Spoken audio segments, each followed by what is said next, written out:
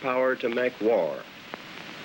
It was to spare the Japanese people from utter destruction that the ultimatum of July the 26th was issued at Potsdam.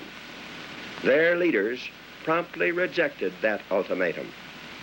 If they do not now accept our terms, they may expect a rain of ruin from the air, the like of which has never been seen on this earth. Behind this air attack will follow sea and land forces in such numbers and power as they have not yet seen, and with the fighting skill of which they are already well aware.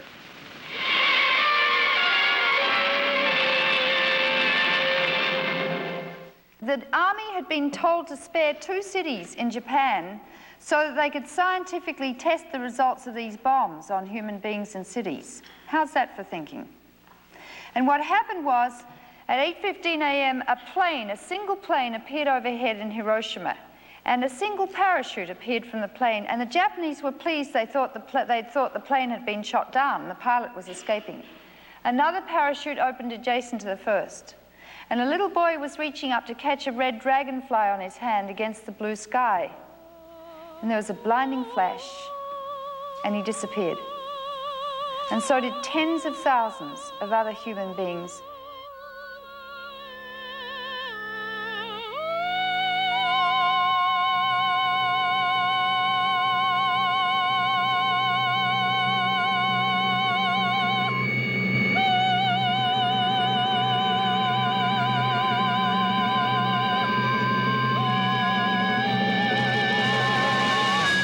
About 100,000 people were killed with that bomb. The second bomb was exploded 3 days later, and some people who escaped Hiroshima migrated to the only Christian center in Japan, thinking that would never be bombed. And they arrived just 3 days later to Nagasaki to receive the second bomb. And a lot of the Japanese, when you go there, will say to you, well, we sort of understand the first bomb, but they say, why the second? The bomb dropped on Hiroshima was equivalent to about 13,000 tons of TNT. That's a small bomb, but let me describe how big that was. The maximum payloads the big planes carried during the Second World War was 4 tons of bombs. That's the most they could carry, 4 tons. So they exploded a bomb that was 13,000 tons in millionths of a second. The hydrogen bomb, some of them are 20 megatons. That's equivalent to 20 million tons of TNT in one bomb. That's 4 times the size of all the bombs dropped during the Second World War. One bomb. Now, they once made a 50 megaton bomb, which America blew up in the Pacific, in the South Pacific, and they got such a terrible shock, they never did that again. They could easily make a 100 megaton bomb. They're awfully easy to make. If you exploded that in space, increasing the diameter of destruction the higher up you go, you could wipe out 6 western states of the United States of America with one bomb. You are all children of the atomic age. You have grown up with this. You probably have nightmares sometimes about nuclear war. Some of you, when you were young, practiced drill in your schools, hiding under your desks in case a bomb dropped, putting bits of paper on your head to hide from the nuclear explosions, right? You remember those days? So today, America has 30 to 35,000 nuclear weapons. That's enough, they say, the Pentagon says, to overkill, which is a Pentagon word and not a medical term, overkill every Russian human being 40 times. Russia has 20,000 bombs. That's enough to overkill every American human being 20 times. So who's ahead or who's behind? If you think about this in medical terminology, how many times can you kill a human being? And they say, oh, Russia's ahead. You see? The mentality is about at a level of a 9-year-old boy. I guess there are a couple of things I don't know about this airplane, sir. I'm glad to hear you admit it. That's the beginning of wisdom. Well, sir, how soon do I get a chance to knock one up and down? Soon enough. The superpowers are like little boys playing in a sandbox, arguing about who has the biggest biceps or bow and arrow or truck or whatever. So, okay, America has all these bombs and so does Russia. Now, what would a nuclear war mean medically, and what's the probability of such a situation occurring? Of course, it's not going to be a war, you realize that. A war means that you fight a war and you win and you rebuild yourself up from the rubble. This is not a war, this is extermination. It's what you do to cockroaches, you exterminate them. So, the probability of such a war occurring is quite high. The Joint Chiefs of Staff predicted in 1975 before a Senate committee that there was a 50-50 chance of a nuclear war occurring by 1985. That estimate was verified by a Harvard-MIT study, 1985. You've been reading the papers recently. I'm sure that President Reagan's advisors are telling us that we have to prepare ourselves psychologically for a nuclear war. I'm not very sure how you do that. The other thing they're saying to us is that it is possible to fight and win a nuclear war. Have you not read that lately or seen that on the television? To fight and win a nuclear war? Also a lunatic-type statement.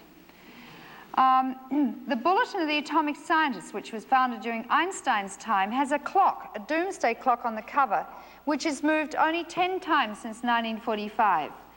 During the years of détente, Kissinger and Nixon era, it was at 9 minutes to midnight. After Afghanistan, it was moved to 7. In January 1981, it was moved to 4 minutes to midnight, and the editors think they probably didn't move it far enough. George Kistiakovsky, who was Eisenhower's science advisor, who made the implosion mechanism for the first A-bomb, is an old man. He's 80. And he seriously doubts that we'll make it to the year 1990. And he's not alone. There are many famous, brilliant scientists and strategists who feel the same way. Look, I like to read and all, but who has the time? It was killing me that I didn't have... This country failed 151 times in the last year and a half. They keep seeing bombs coming from Russia.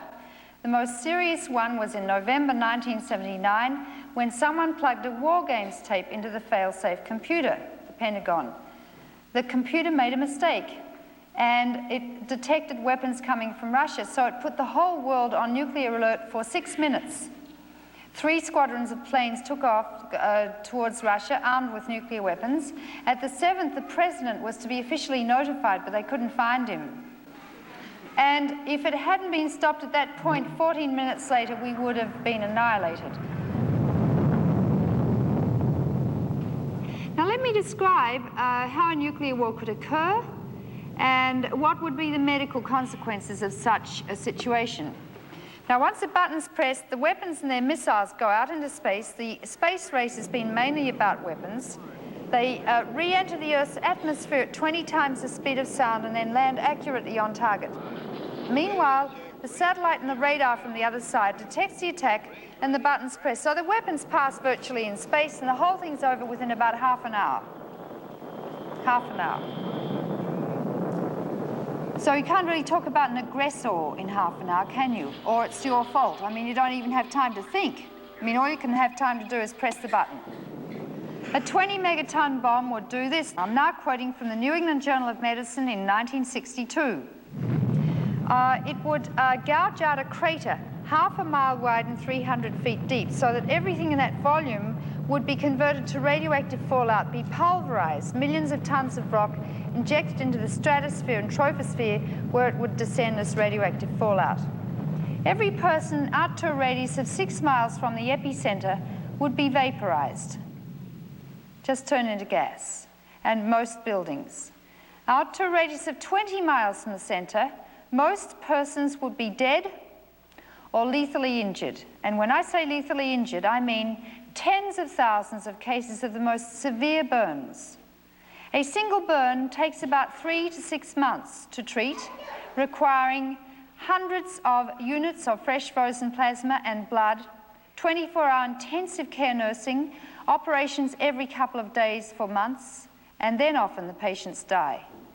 There are only 2,000 acute burn beds in the whole of the United States. There would be shocking injuries, you see, as people are sucked out of buildings and thrown against other buildings. Buildings disintegrate and concrete and steel are thrown around like matchsticks. Millions of shards of flying glass as windows disintegrate, people decapitated, organ injuries, ruptured lungs, compound fractures. That compound fracture means the bones sticking out of the skin, and so on. What was left of the buildings would be lying in what was left of the streets. If you looked at the blast or the flash from 40 miles away, just glanced at it, you'd be instantly blinded as the flash burnt the retina or the back of the eye. It would ignite everything that was inflammable within an area of 3,000 square miles, so everything would burn and the fires would coalesce, sucking the air in with hurricane-force winds to the center of the explosion. And if you made it to a fallout shelter in that 20 minutes to half an hour's time, you would not survive because you would be pressure cooked and/or asphyxiated as the fires used up all the oxygen.